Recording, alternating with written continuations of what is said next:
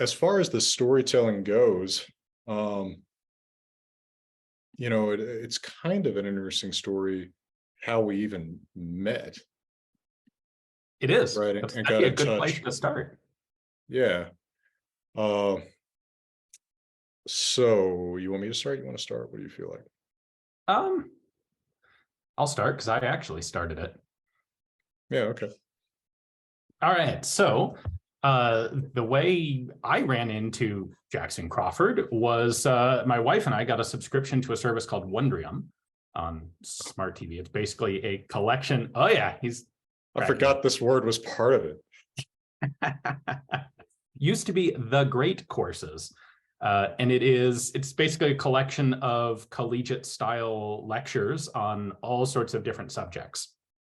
And we thought it'd be interesting to watch the course on Viking mythology, Norse mythology, because they had one there. And so we fire it up and it's, I don't know, this guy and has a pretty good, interesting series of lectures on Norse mythology. And we get to the end and he finally goes ahead and plugs this one book he's done. And in particular, plugs this thing called the Cowboy Havamal, which is like the Norse Havamal rewritten from the point of view of one's cowboy grandfather, basically. And I thought that sounds pretty cool. And I looked it up on Amazon and it was cheap. And so I ordered a copy and I thought it was really cool.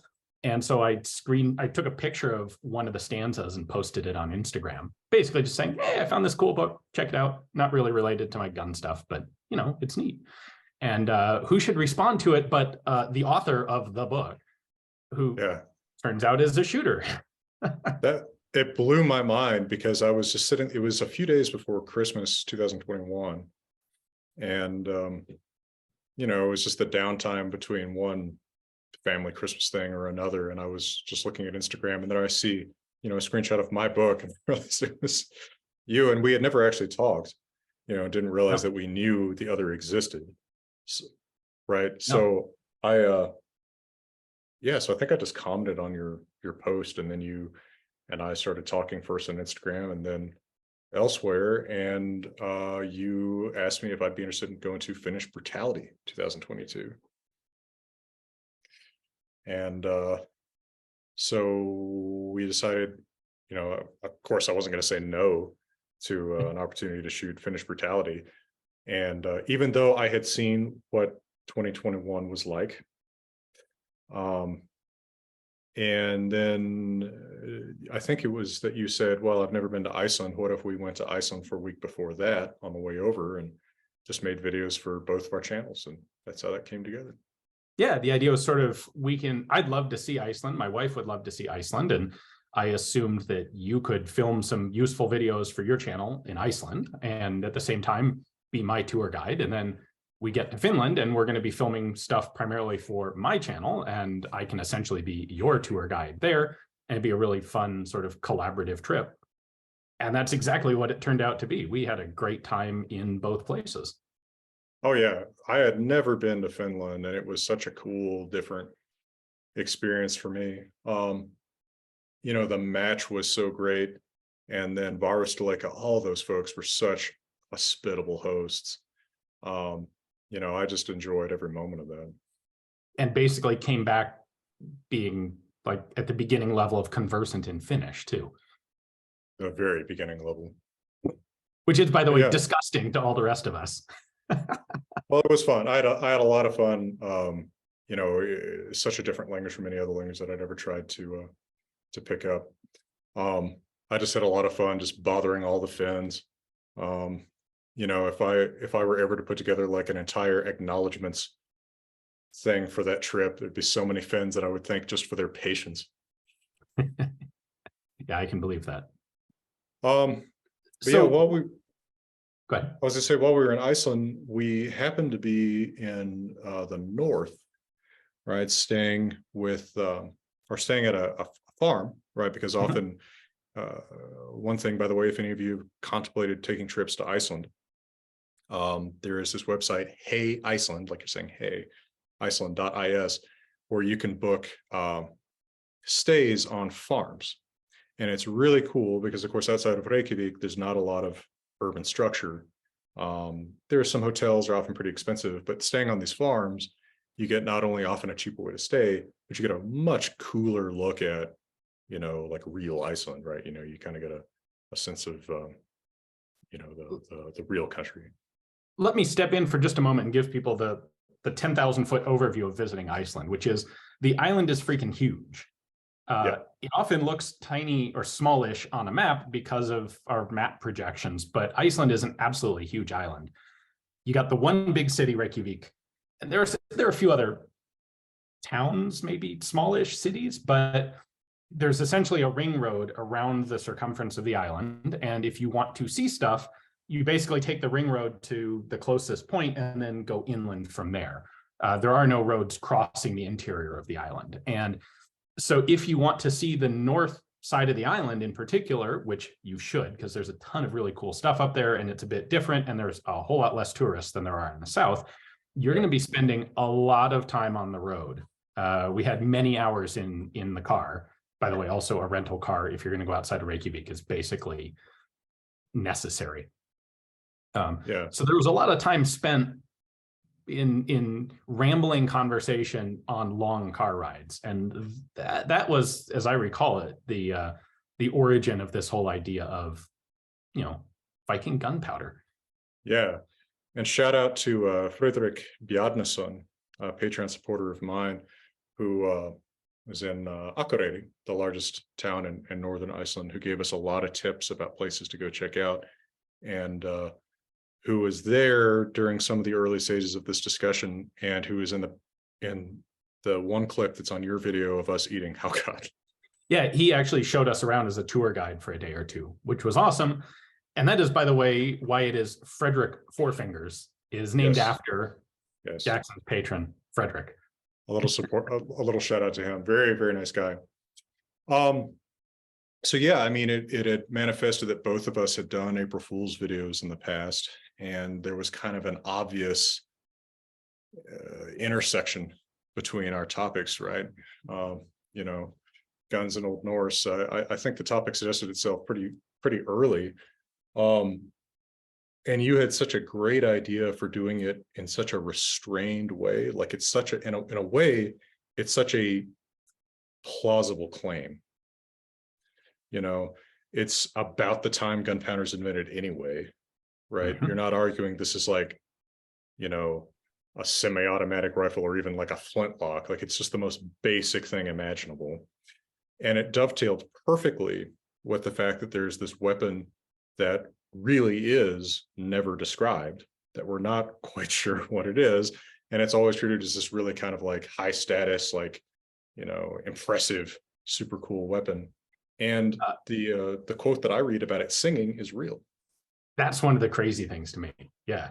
And contrary, by the way, to the many people who commented, at least on my post, knowing exactly what an Atgeirr was because it is well described in a number of video games, that doesn't mean that that's actually what it actually is known to be. Yeah, there's always going to be some actually, I mean, yeah, sure, it is some kind of pole arm is almost certainly what it really was, because Geir means spear. Another one of the actually things I was seeing is about the spelling with two R's. The modern Icelandic spelling is one R. Okay, Old Icelandic is two R's. That's why it's two R's, because we're talking about a medieval text. We gave a shout out to one of my Patreon supporters. We need to shout out one of yours because we decided in the last couple of months, as we were trying to put together like some of the props and stuff for this, that a fake manuscript page was kind of a de rigueur part of this, and you put out the call on your Patreon for an artist to make it and found just the right person. Oh, it couldn't be a more perfect person to do that. Yeah. I She was came super up with a fantastic drawing.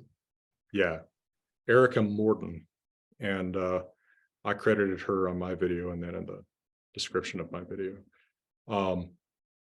She what I did is I had some footage of me talking to Haukur Thorgerson, who's mentioned in the video, looking at the Codex Regius of Grágás, Iceland's oldest law code. And I think that's a beautiful manuscript, so I thought it'd be a nice place to start. So I sent her scans of pages from that, and she based it on the style. And then even the specific text that's right before the big initial thorn letter is taken from an actual page. So it's like it's worked almost directly in. Let me actually, one thing that might be kind of fun just for a second here is I'll show you all that on the screen, because it's a pretty neat thing to kind of admire for a moment. Let's see if I can get my share screen thing to. So while he's doing that, this trip of ours to Iceland took place in August of last year. So the video's been in the planning stages for it. We spent like 8 months planning to do this. Yeah. You see the manuscript page now? Yeah. Yeah. I mean, it's really well done. There were some comments that it was too clean looking. Like, okay, you know, fine, be upset about it. Although actually one of the commentators on mine, you know, even mentioned it is sort of miraculously readable. So I think it's great. But it really does say stuff in Old Norse. We didn't even read all of the text about the Atgeirr from it in the video. There's even some Easter eggs here. I don't know if you can see where my mouse is on here, but one part no one read is, it is said that the man who carries an Atgeirr has a big iron at his hip, and no one reads that. So it's just it was just kind of an Easter egg that I thought. So was of course, fun. one of the best Easter eggs in mine was the fact that Rainer Oskarsson, who I interviewed, first off, is a legit expert in Viking combat. That book that I reference is a legitimate book. He did co-author it, and it's excellent. He also speaks basically perfect English, and we were talking to him in English the whole time. You'll see him actually in Jackson's video on Glima, or my video. It's on my channel. Glima. Yeah. But we specifically had him speak Icelandic for this, for the video clips we took for the Atgeirr video, so that I could subtitle them with whatever nonsense I wanted to have in there. The first section where we're talking about the Icelanders smelting iron is completely legitimate and true. And everything about them making iron is in fact legitimate and true. And Rainier actually has been involved in a bunch of archaeological work, finding smelter sites and working on them. The second part, where I ask him about the Atgeirr being a gun, what he's actually saying is almost word for word the opposite of what the subtitles say. He basically says, no, that's a ludicrous idea. I don't know where you would find any sources. Like, the sources would write about this if it was true. This sounds idiotic. Yeah, I cracked up so much when I finally like I knew it was coming when I first saw your video. But man, it's so funny because he says, no, that's a really stupid idea. And the caption is like, that's a brilliant suggestion. Yeah, he was a great sport, and he got us back. He got us into so many places. He got us into the back at the museum, and then the archives at the museum. I've got a couple videos on authentic Viking age weapons that I haven't posted yet, but are coming. Yeah, we'll see if anyone trusts those now. Good point. Yeah. Yeah, he was great. Had a great sense of humor about it, and really kind of gave us everything we needed. Also, a fantastic host for our first experience of Glima. Yes, painful experience of Glima, but yes, that was entertaining and educational and a lot of fun. Yeah, it really was. So tell us a little bit about your major prop, the Atgeirr itself. How did this right there be? In the background? Well, I didn't even notice it back there.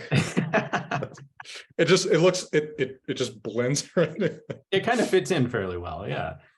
So I knew from the beginning we were going to do something like a handgun, HANDGONNE, which is the simplest, oldest form of, early firearm, which is basically just a smallish iron barrel, because the bigger you make them, the harder they are to make. Attached to a stick somehow. It's a simple matchlock where you have some sort of burning fuse in your hand, just like what I showed in the video. And you've got a touch hole with a little bit of powder on it, and you just ignite the touch hole and it lights the powder inside and blows something downrange. Presumably, I mean, these early ones, the inside of the barrel, well, I should preface this by saying I am not an expert on this age of firearms, but I would presume the earliest of these would have been firing probably rocks. You're not going to have a nice seal against a lead ball, I don't think, that developed eventually, but you'd have powder and then wadding to hold it in place, and then one or more probably stone projectiles at the very beginning. Now, in order to do this, my uncle actually is an amateur blacksmith, and he picked up a piece of basically, I think it's 1 inch or 3/4 inch iron plumbing pipe, and then hammered it up on his forge to make it look old and antique-y, and it looks fantastically perfect. And then he made a couple of iron straps for it so that I could attach it to a pole.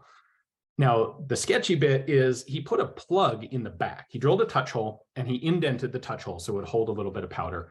And he put a plug in the breech end of it, but it wasn't actually sealed. And I realized when I got the whole thing put together, like if you shook it, the breech plug kind of rattled.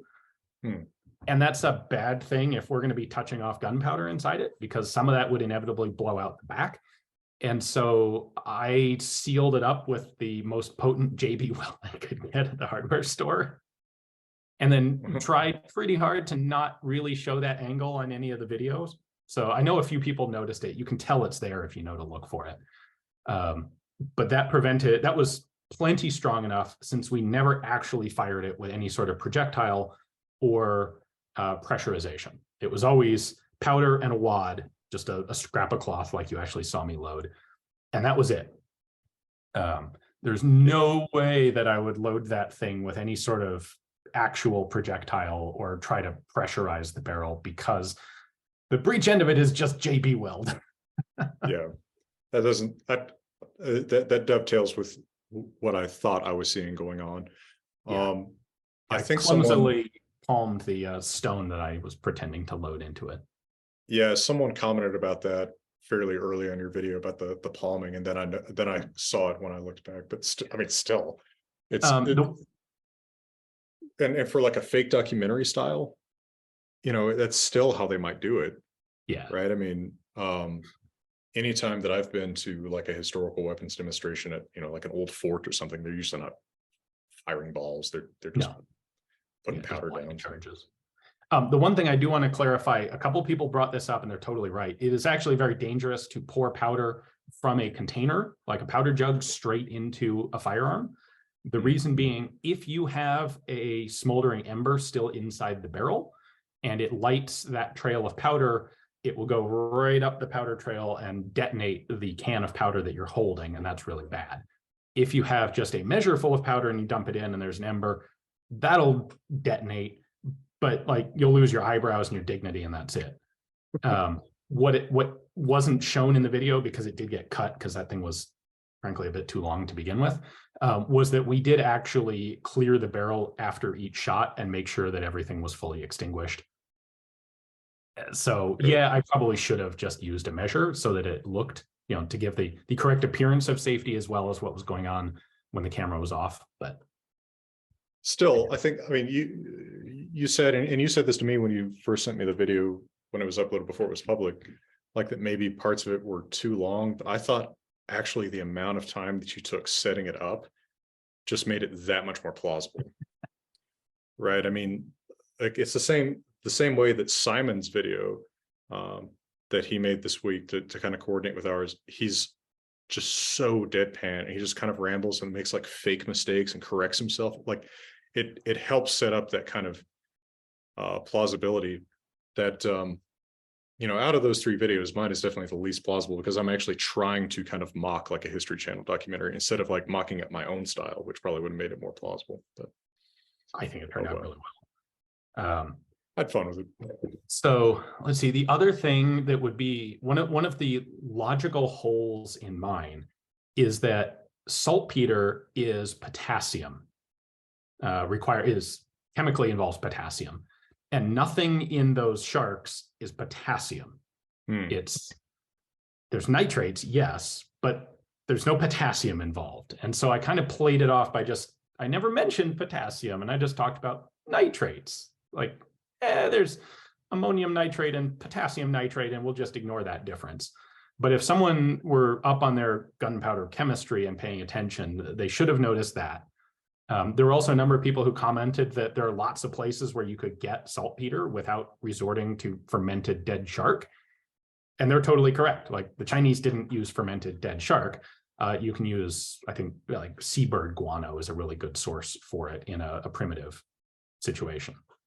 Well, they might be right, but is it as funny, right? No, not nearly as funny. It does not fit the joke. But what's interesting to me is, as you said at the beginning, this is the same time period that gunpowder actually was invented. And all of the components were in fact available on Iceland. And there's no theoretical reason that they couldn't have done it. Sure. That's what makes it perfect. Pretty sure that they didn't. Man, I mean, but that's exactly what makes it perfect. Yeah. And actually having, of course, the B-roll of us eating the haukat was part of what made that extra funny. Like, just, the haukat, which I've tried. Yeah. That was me actually eating it on camera. Like, I've got that whole video on the channel already, and it's the worst thing I've ever eaten. Actually, it might be the worst thing I've ever eaten, but it wasn't like nauseating. It was just unpleasant. Yeah, I mean, it's something that you can at least wash out of your mouth. Some of the worst tastes are tastes that you never really get out of your mouth, So here's the funny director's cut bit from later in our trip to Finland. At Finnish Brutality, one of the things that they had arranged for social media was a can of surströmming, which is the famously noxious Swedish fermented herring.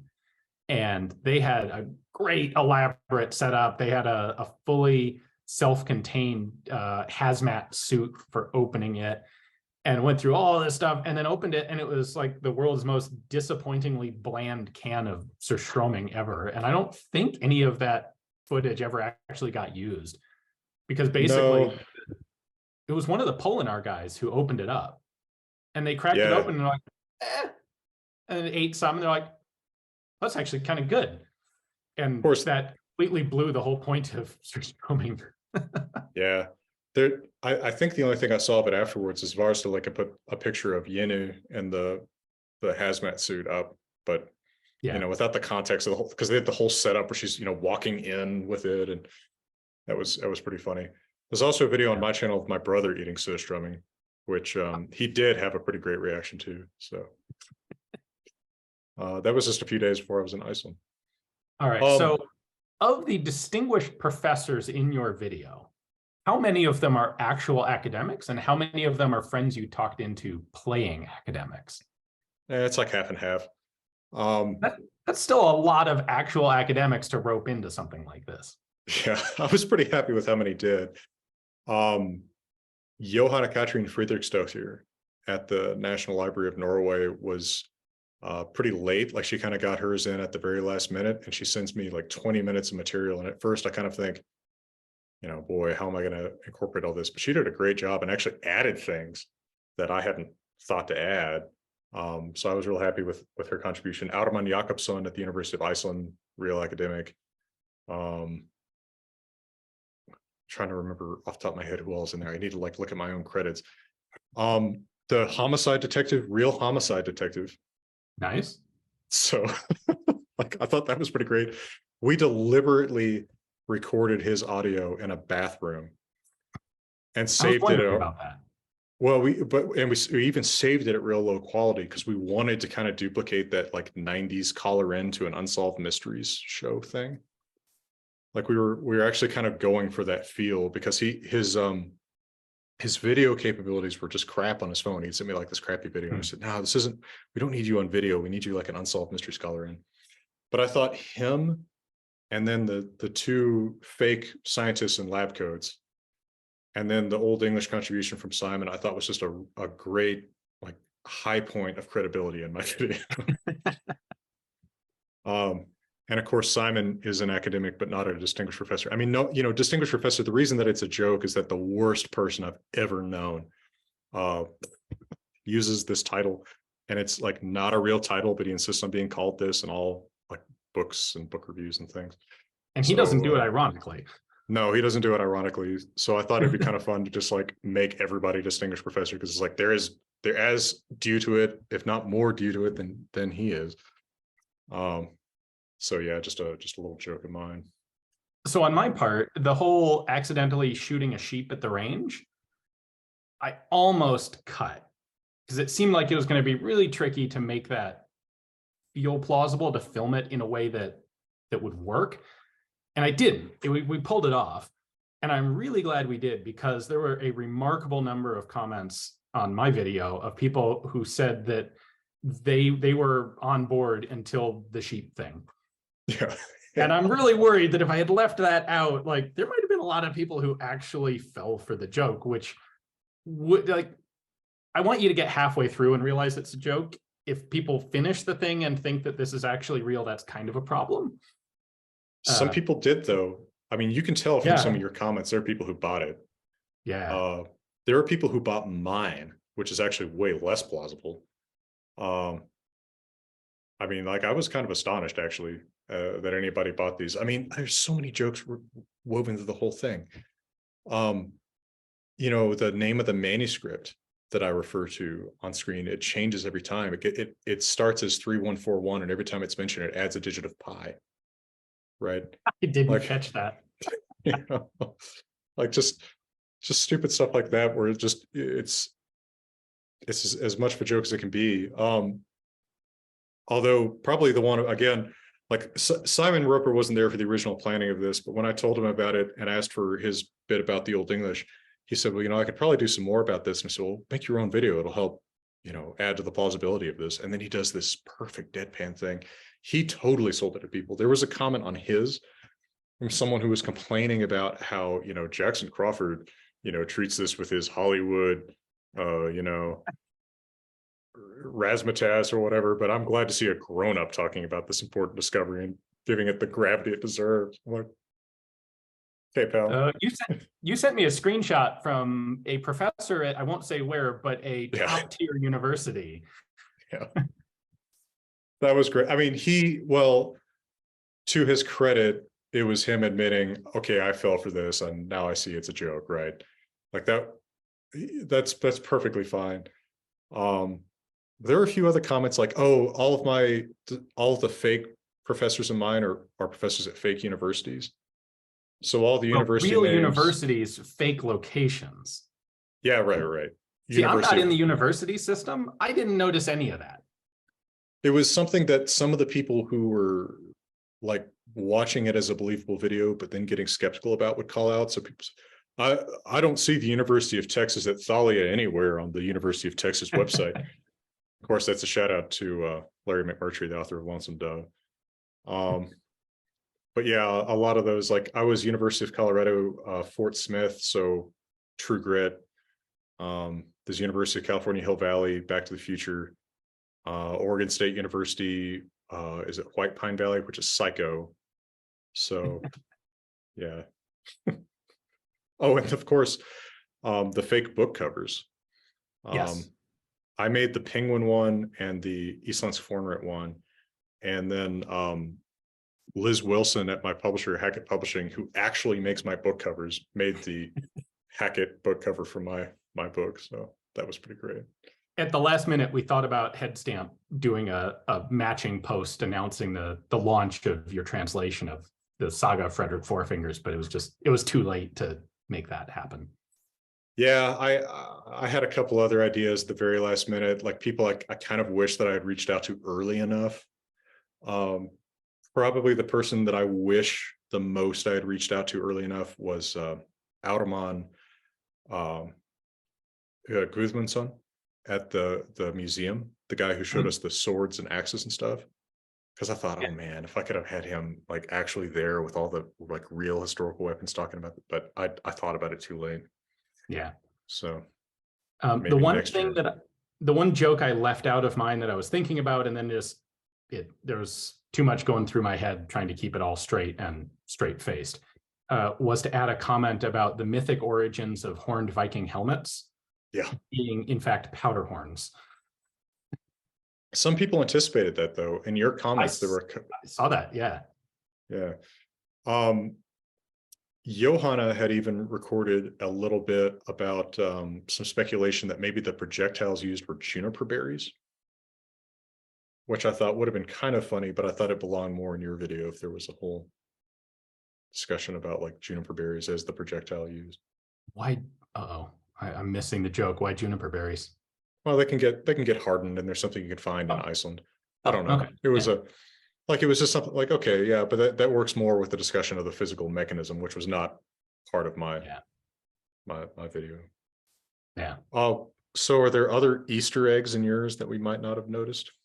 There's not a whole lot else in that. What I tried to do was couch everything, not so much hide Easter eggs in it, but couch everything in terms that were as plausible as possible. So yeah.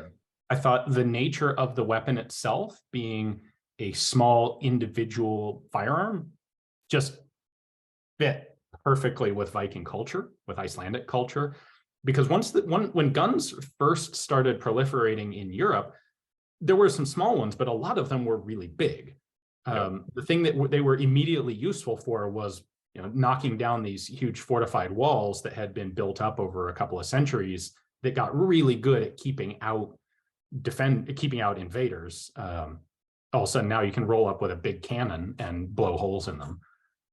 But there'd be no need for that. And frankly, that would be really hard for me to make as a fake replica. But making a little tiny thing like that is both easy and perfectly fits. Much better than the cannon. And you explained that so well. More individualistic culture. It's not large scale warfare. It's no forts. Yeah. That was pretty much it.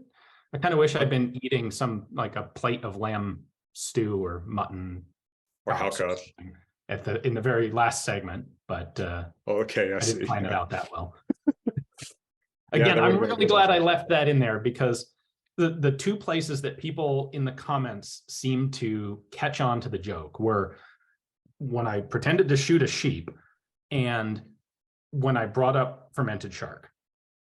Which is really funny to me because the fermented shark is actually real. Like everything about they find dead shark and bury it for 6 months and ferment the ammonia out of it, and then you can eat it. That's 100% real. It's almost the third most famous thing about Iceland anymore. Yeah. Right. I mean, I feel like so many times I mentioned Iceland. Oh, if you've eaten the rotten shark, like it comes up pretty fast now. It's gotten semi-famous because it's been a lot of TV shows. I think the comment we made with Friedrich was, it's a food that currently exists only for Instagram reaction videos. Yeah. Surströmming too. Yeah. Yeah. I'll mention a couple other, not exactly Easter eggs, but little details in mine. One is, as I was trying to imitate the style of these documentaries and such, I've always been annoyed that all of the same late 19th century woodcuts, mostly by this one artist, Lawrence Fröhlich, get reused in every book, every documentary, every website. And it drives me crazy to seeing the same pictures over and over again. Like they become like the canon of Norse myth and Viking pictures. And I thought a documentary like this would use pictures by this guy because they would just do the easiest thing. They'd grab those pictures. But there weren't pictures that could exactly illustrate anything. So I used I advisedly used shitty AI art generators to make those woodcuts. And the one of the Viking with 4 fingers, I literally just put in Viking woodcut by Lawrence Fröhlich, and I kept generating pictures till I got one with 4 fingers. Because of course it screws up finger counts, right?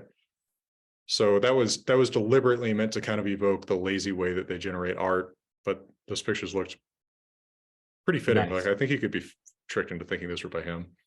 Yeah. Another thing, of course, is the what were you? No. Another thing is the very end where Taylor, who was one of my TAs at the University of Colorado, says, "Oh, we've gotten so many more credit hours for Scandinavian classes. It's so much more interest in this since this discovery, and it's enabled us to hire 2 more tenure track German professors." It's like It's a very real story from life and teaching the stuff. Very real story, but I thought it was a kind of a fun wham line by the end, by which point I figured most people would get the joke. But that part is not much of a joke. So we both set a high bar for next year's April Fool video or videos, and also perhaps located how high we want the bar for plausibility to be, because I don't know that I want to make one that actually fools any more people than this pair did. Well, I've considered faking my death in the next one. Stupid. You can't do that because it'd never get posted. Yeah, that's true. Well, I don't know. Things are on a schedule. So maybe do like a fake live feed, which I just plausibly enough like disappear off camera. My assistant Stella says in the comments that I'm turning comments off in memoriam. Yeah. Oh, that'd be fun. Yeah, just reinvent myself after that. How about you? I have absolutely no idea what I'm going to do for next year. My April Fool's videos have all kind of appeared unbidden. They've all kind of been accidental. So the first really good one I did was the French rock, which was awesome. That one, all credit goes to the friend who wrote that script, because we found this weird picture and we were talking about it, and he wrote up this whole script of the history of a rock as a formal French issued weapon, and gave me permission to copy the whole thing. And of course, you even have like the model gear. Oh yeah, absolutely. And we went on. The surplus stocks were actually taken over by Germany and used in East Germany after the war. Anyway, the one after that was a gun from Fallout, like total different direction. And that was, I found a guy who had built one and offered to loan it to me. And then this one came out of a 6-hour road trip across Western Iceland. So yeah, who knows what'll come up for next year, but I really have fun doing these. I think both of us mentioned a couple times how it's a bit goofy that we have spent more time dedicated to our joke video for the year than we have to basically any of our serious real content that we do. Yes, but this is what, one of the few things that truly gives me joy, Ian. So I will take it where I can get it. I've enjoyed making all of these, right? I mean, I started in 2018, where my brother pretended to be me, which I thought was kind of funny, but I had to kind of keep escalating. So in 2020, I did a fake campaign ad, never stating what I was running for. 2021, we found a runestone in a dinosaur skeleton in Colorado, proving that the Vikings had gotten to America not just centuries before Columbus, but millions of years before Columbus. And then in 2022, it was I was so depressed, I was quitting YouTube and trying different careers. So I had little vignettes of me trying things like black market surgeon or assassin or whatever. That was kind of fun. But this was definitely the most believable premise. Clearly, yes. And I don't think it would have been nothing without your Atgeirr recreation. I mean, that was so perfect. Thank you. And especially having that little clip of you to play as I read the translation of the, touch the powder. I was very nervous when we took that thing out to the range because there's so many things that could have gone wrong. A few of them like actually dangerous, but so many, the touch hole was too small and, powder grains wouldn't go through it and it just wouldn't fire was a distinct possibility. Like so many things that could have gone wrong. And lo and behold, it went perfectly smoothly, which is about modern guns for me. When I take them out to the range, about 50-50 things go right and I get the video that I want on the first try. So sure. The idea that this thing would actually work that well on the first try was fantastic. Yeah. And I mean, especially being something that you and your uncle made. It's so cool. Yeah, it's going to be better hope that we don't turn evil and deliberately try and bamboozle people, because I think we could probably pull it off really well. Yeah, I have to channel my powers into, outlets, right? I actually the homicide detective for my video is a huge April Fool's devotee. It was his idea to introduce like the idea that there had been bodies that had been found that had damage because of gunfire and such. He actually one April Fool's called his wife from a payphone and pretended to be his own divorce lawyer. Like, he is, That's hardcore. yeah. I mean, so he's a great friend, but I mean, he has incredible powers for evil that he thankfully chooses to exercise only one day a year.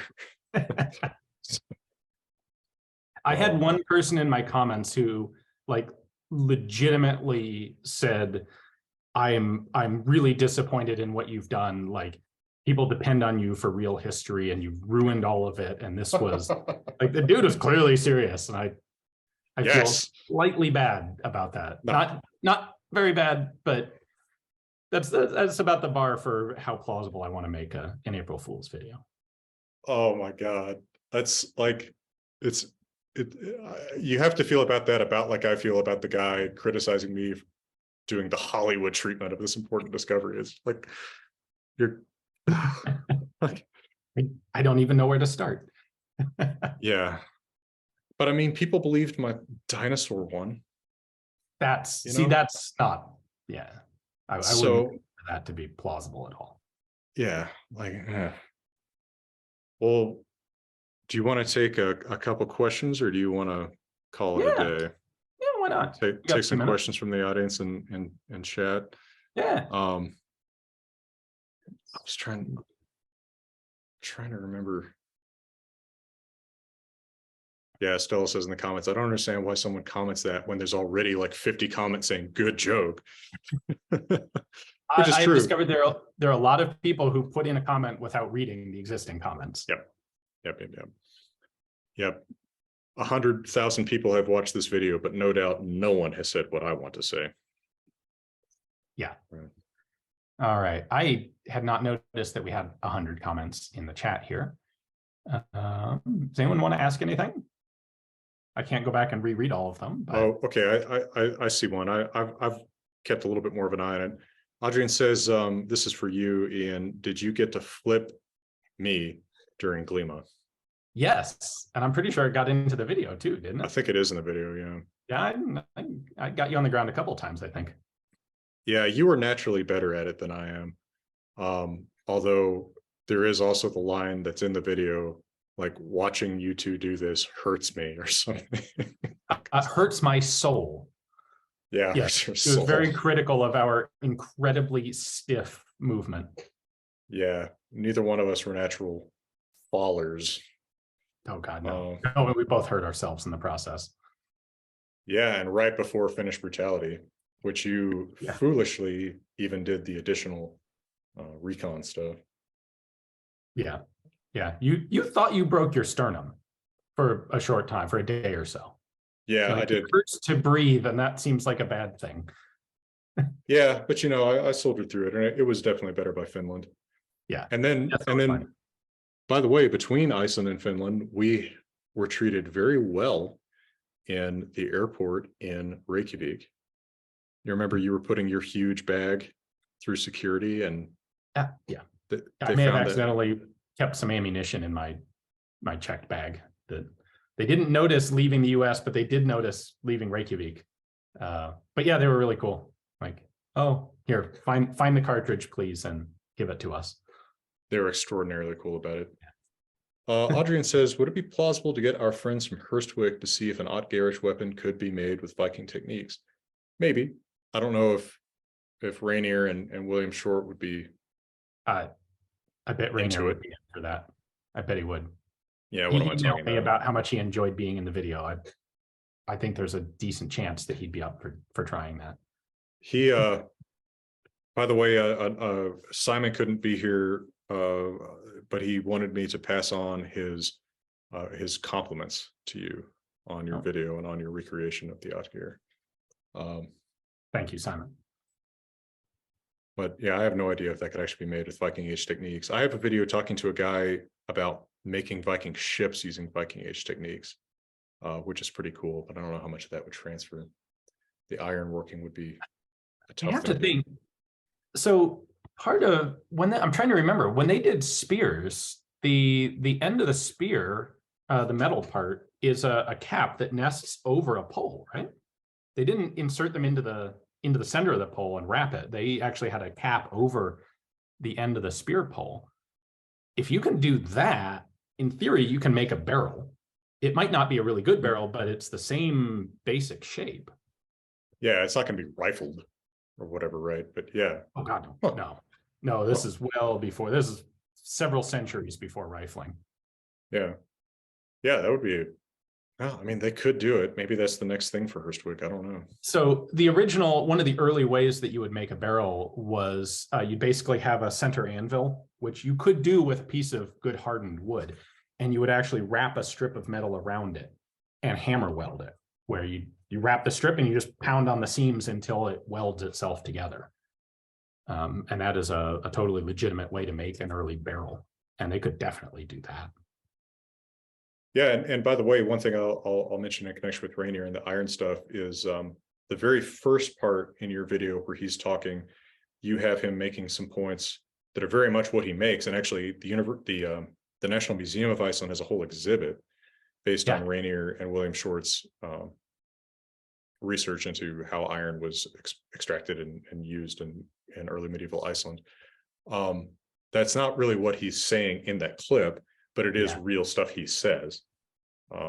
So he has done some really interesting work, and you plugged his book a little bit. The funny thing was, and I still have the video, I asked him about the iron working just for my own edification to make sure I had it right. And he gave me about a 2-minute comment in English that explains all of it.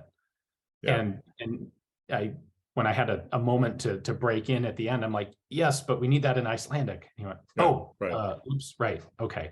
Right. The joke is like, yeah, this is good information, pal, but the joke is we need to be able to caption you saying what we want you to say. He was a good sport about it. Yeah. We met so many nice people in Iceland. We were so well treated there.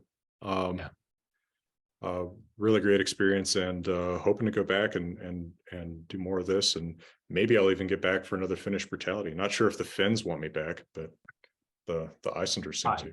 Suspect they'd love to have you. By the way, this is gonna be embarrassing to you, but I have no problem with that.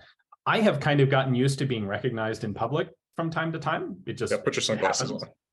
It happens. It happens more when I'm talking than if I'm not talking, because people will recognize the voice.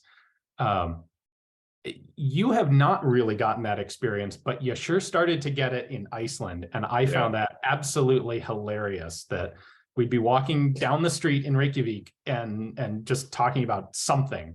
And every once in a while, a random passerby would stop us and be like, holy cow, are you Jackson Crawford? Yeah. And I got to have a great time going, yes, he is. Here, give me your camera. I'll take a selfie of the two of you. And then that totally flipped in Finland. Yeah. Right. Like Iceland is this weird geographical anomaly where I'm going to get that more than you, but in Finland, like complete switch. Yeah. Well, I mean, Iceland is where they basically speak the language that you cover in your channel most of the time. Yeah. Well, and of course, hanging around Varstolika, there's a lot of people who know you are, but it was pretty funny. And a great experience for me. And the president of Iceland sent me an email after I was there. Did I tell you about that? No.